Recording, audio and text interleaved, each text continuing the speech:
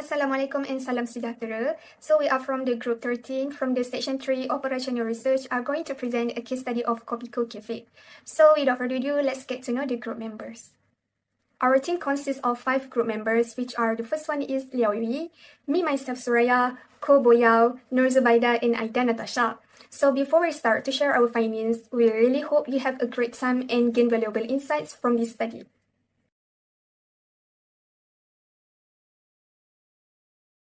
So our group has chosen Kopiko Cafe as our collaboration partner for this assignment. So a little bit about Kopiko Cafe is like they are started as a home-based business called Ada Cookies back in 2020. And in November 22, they have opened a physical cafe in Batu Pahat, Johor, and have since expanded to include a bakery and a kiosk. So with a small team of 9, they have built a good reputation for their quality beverages and baked goods, and even earning a nomination for the 2025 Johor Best Food/Bakery Awards. However, as the cafe grows, they are facing challenges in improving their production process, especially in figuring out the right quantities of cakes and tarts to make while managing their limited time and resources. So our goal here is to help them solve this by creating an optimization model that determines the best production mix to maximize their profit. So without further ado, our group has chosen Kopiko Cafe as our collaboration partner for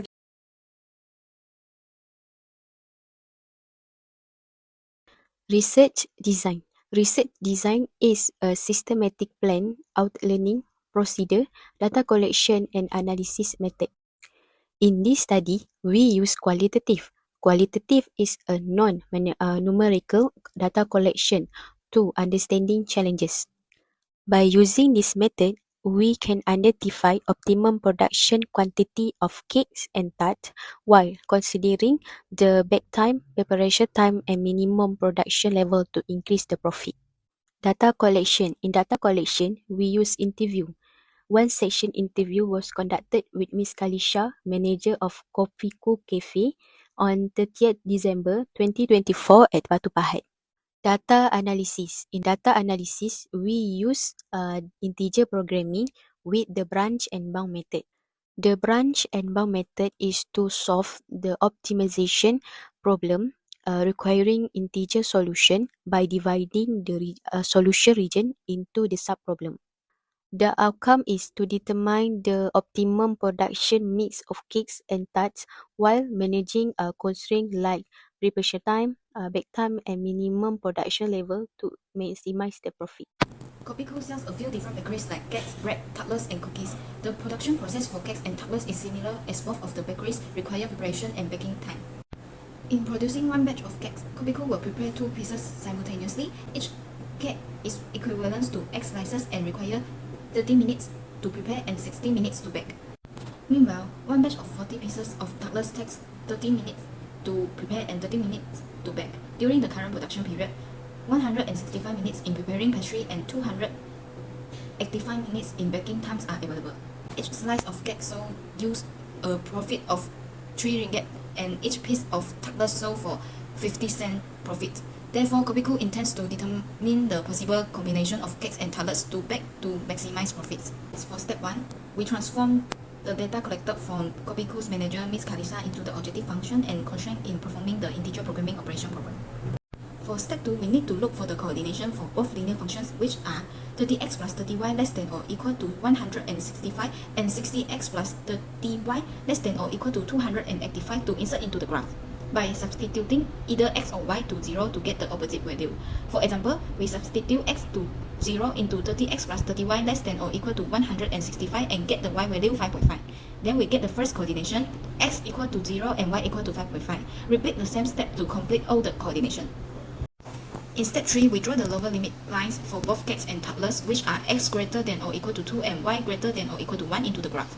After all the lines have been drawn, we need to highlight the feasible region by specifying all the constraints. After the quadrilateral shape is constructed, we need to look for the point in every corner.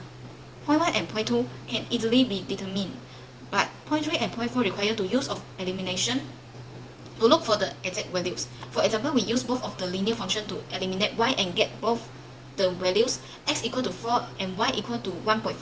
Then for point 4, we use the function of 60x plus 30y less than or equal to 285 and y greater than or equal to 1 to look for the coordination x equal to 4.25 and y equal to 1.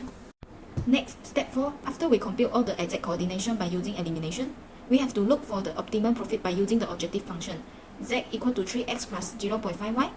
For instance, in point 1, x equal to 2, y equal to 1, the profit is 6 ringgit and 50 cents. Moreover, the optimal solution is at point 4, x equal to 4.25 and y equal to 1, with a profit of 13 ringgit and 25 cents. Okay, after we identify the optimal solution in step 4, we need to determine the upper bounding and lower bounding.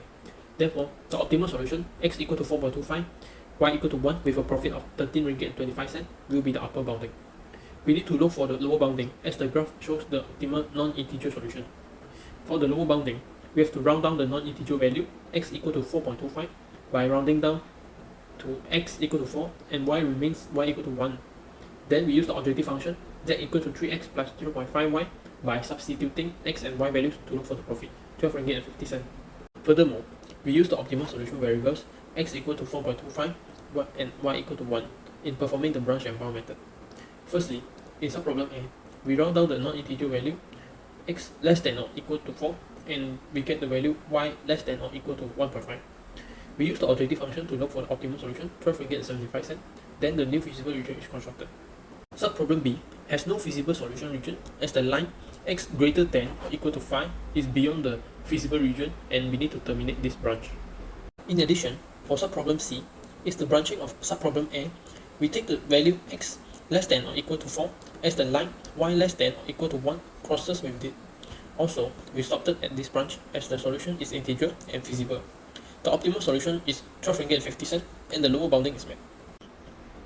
Subproblem D's optimal solution is 11 ringgit and 50 cents, and x equal to 3.5, y equal to 2.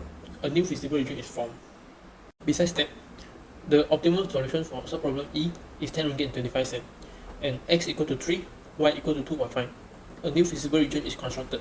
For subproblem F, the intersection point for x greater than or equal to 4 and y greater than or equal to 2 is beyond the feasible region if the constraints x less than or equal to 4 and y greater than or equal to 2 are observed.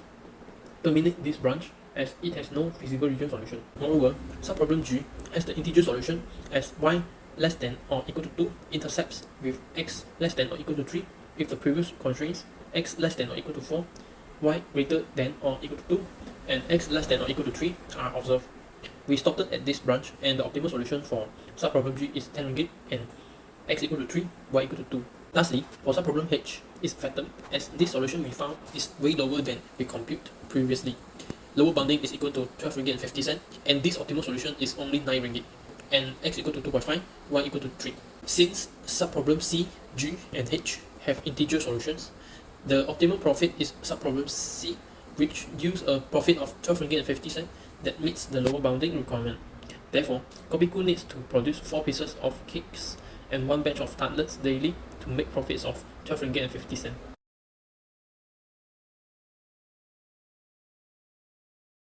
To conclude, our group focused on optimizing Kopiku cafe production processes to maximize production. Our analysis found that producing 4 cakes, 32 slices, and 1 batch of tartlets daily yields the highest profit of 12 and 50 cents ringgit. This study highlights the practical use of integer programming and the branch and bound method in addressing real-world operational challenges. This technique offers small business like Kopiku Cafe an actionable solution to enhance decision-making and resource management.